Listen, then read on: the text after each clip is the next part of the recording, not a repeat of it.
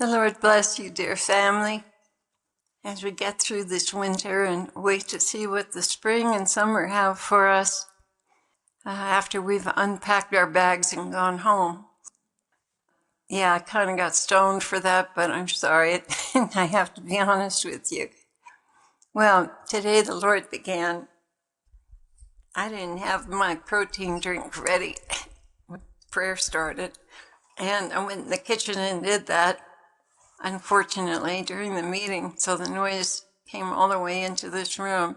And the Lord said, I wish you would get your drink ready before the meeting. It's disruptive, Claire, and gives a bad example. But I understand that today you are under the weather.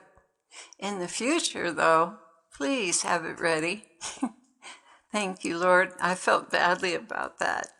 And he said, well, don't feel badly. Just change it, please. Yes, Lord, I will.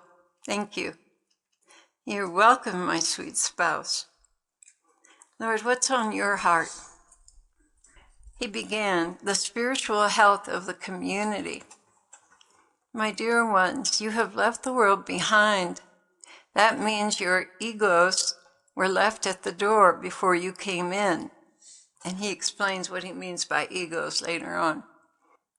Understand that Satan works through your egos more than any other way. That is why I made it a point to say, blessed is he who does not take offense, but quickly forgives his brother from the heart, truly, and does not form judgments against him. All of you have come from damaging backgrounds. In some way or another, you have all been warped and twisted by your culture and upbringing. That is why when you come to serve me, all these things must be stripped off of you like old paint on a chair, cracked, missing in places, and full of slivers.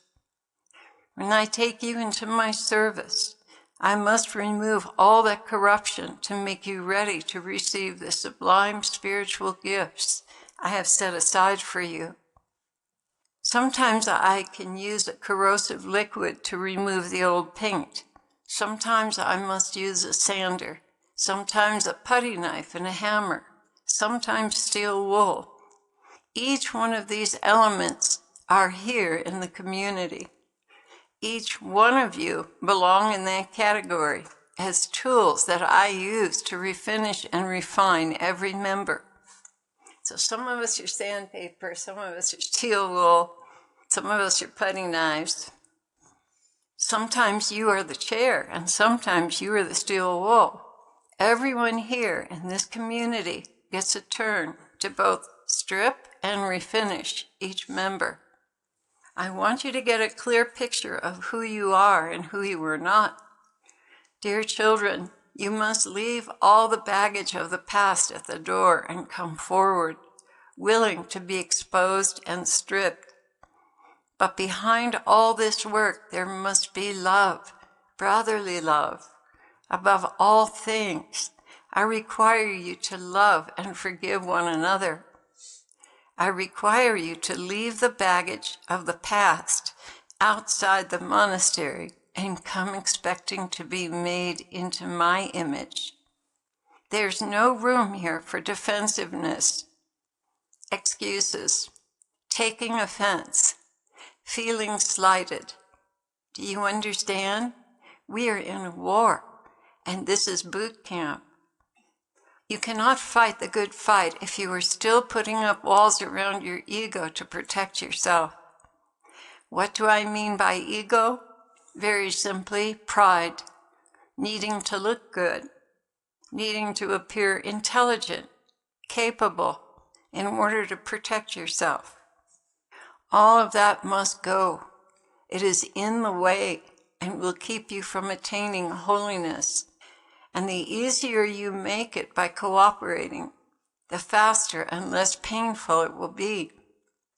However, if you cherish certain things that do not belong in the religious life, such as how to dress, what to eat, your sleep schedule, your way of doing things, your need to be right and show everyone you know best, In other words, to prove yourself to be without spot, wrinkle, or blemish. If you have this need, you will fail miserably and find life here very hard. But if you come, knowing you do not know everything, doing things the way you are asked to do them, staying with our rule of life in clothing and jewelry and eating and other such things, and with an eager heart to want to be purified, you are going to love this life. If you come without a need to be right or defend yourself or have your own way or be honored in your preferences, if you come that way, you will make swift progress in this life and find great favor with me, with all the angels and saints, and with my Father. It is your choice. Choose this day who you will serve, yourself or me, and then allow yourself to be retaught, remolded in preparation for heaven. He who would keep his life will truly lose it, but he who willingly gives up his self-life for me will find himself living the most treasured life that any soul can live on this earth. In order for this community to thrive and survive, there has to be those who direct traffic and help cover the needs of everyone. And none of you are perfect, so there is great need for patience with one another. That's why when you see a problem, you pray. You pray for them, and then I will work with them to correct it. You would call such as these leaders. I call them foot-washing servants because they must constantly keep everyone moving in the right direction, doing what is needed when it is needed, and most of all, loving one another, not finding fault or pushing back at those who have to direct traffic. Believe me, their job is hard enough without your objections and judgments and taking offense. Plus, they also must answer to me for your welfare. They are being stripped as well as you are. They are being taught as well. They are being reformed in their habitual way of life also. So it falls on everyone else to love and support them. Their job is not easy. Love and support them in every conceivable way, and do not show a sour attitude or make it difficult for them. I promise you, I know exactly what their faults are and how to correct them, and I miss nothing. But I have a way of doing things layer by layer that I must use to bring all of you into a state of holiness. And if you try to do my job and help me, you will only get in the way. If you hold on to hidden resentments because you're asked to do things that you don't approve of, you're only going to hurt yourself and the community. So try to lose your life for me and allow yourself to be molded into who I have called you to be. And be merciful with those who are given the job of being in charge of the way things are run. Pray for them, back them up, and please don't push back because they come to me crying because they cannot do their jobs well because of one or two stubborn souls. Please don't be one or two of those stubborn souls. Rather, be the soul that has come ready to be stripped and has no preferences and just wants to cooperate and see the healthy community grow. You will be very pleased with the results at the end of the day. And that's the end of his message. I wanted to say something too. I don't know quite how to put it. Let's say that you have an interest in something, and for some reason, you have no idea why, someone else has been told to go ahead and use that something, right? And you're kind of protective of that something because you had plans for that something, right? But someone else in leadership didn't know about those plans and gave it to someone else. So what do you do in a situation like that? Well, the best thing to do is to go along with the program, leave it alone, give it up, because that's the self saying, I wanted to use that. That's mine. Not to protect yourself, but say, my brother needs this more than I do, and give it to them. You live with that? I see 2 nodding heads out of 10 people in the room. That's not a good sign.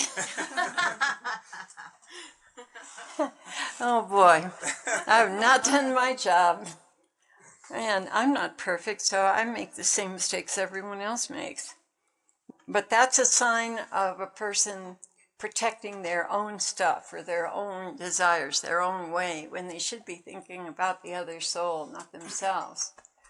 They can still go and say to the people in charge, I'm glad so-and-so got such and such, but I also am going to need one of those such and suches. Can you take care of that? Can you help me with that? God will provide. He always does. But in the meantime, you won't get caught in the trap of self-love and depriving someone else, maybe making them feel bad or whatever. You won't get caught in that trap. And I got to tell you, the enemy is setting traps all over the place, little things. You're walking along, doing a good job, and all of a sudden you trip over something, and you get all upset because you tripped. Well, he's got these little places where he set up trip points. And they're over little things, childish things, egotistical things, getting our feelings, our noses out of joint. They're over that kind of thing where the devil inserts a barb, and that barb starts to pinch our skin and get infected, and we get a fever. And then we have a root of bitterness growing in our hearts. It's so easy. In a heartbeat, we can get a root of bitterness. With one little seed of bitterness and resentment. I wanted that. That kind of thing. That goes into the heart and it starts to grow and choke out the spiritual life. So try not to be offended, guys. And try to love one another and not be offended. I'm not good at this job. I confess it. I am not good at this job. The Lord is. But sometimes I miss the Lord, right? Sometimes I miss him.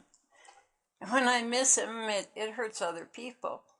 So I have to go back and be corrected and try and come back and do the right thing. But we all have the same intention. We want to live happily ever after in heaven. So he's asking us to try and live happily ever after right now. Right?